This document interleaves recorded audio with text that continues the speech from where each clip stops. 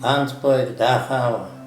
Then we went to Auschwitz-Birkenau to get into the gas chambers, and a miracle happened. Water came out instead of gas.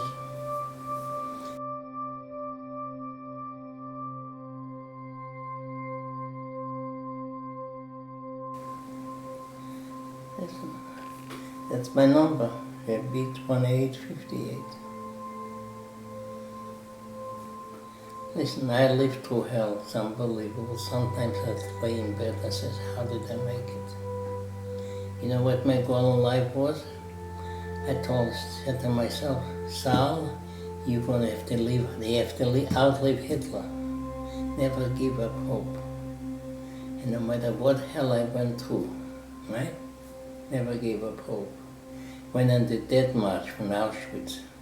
When the Russians were coming closer to the camp, they put us in the Death March. Thousands of people died on the road. Right? No food, no clothing. It was in January 1945. And walking, right, 24 hours a day. Thousands and thousands of people died on the road. They never gave up hope. I made it. And guess what? I'm going to believe it. I was liberated on April 11, 1945. Guess when my birthday is? April 11, 1930. And not just that. The American soldier that liberated me, right? I moved in here, 1996, okay? A year later, mine was the first house on the block. A year later, a man moves in on my block, 5 houses away from me, 129, right?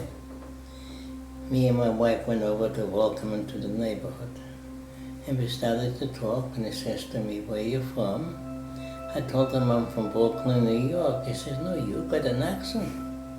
So I told him before I came to America, I never had an accent. So he started to laugh, right? And he says, what country you come from? I says, I come from Lithuania. He says, well, were you doing the war? I said, I was in a concentration camp. He says, what camp were you in? I started to mention all the camps. And I said, I was liberating Buchenwald. All of a sudden, that man started to cry like a baby. He couldn't stop crying.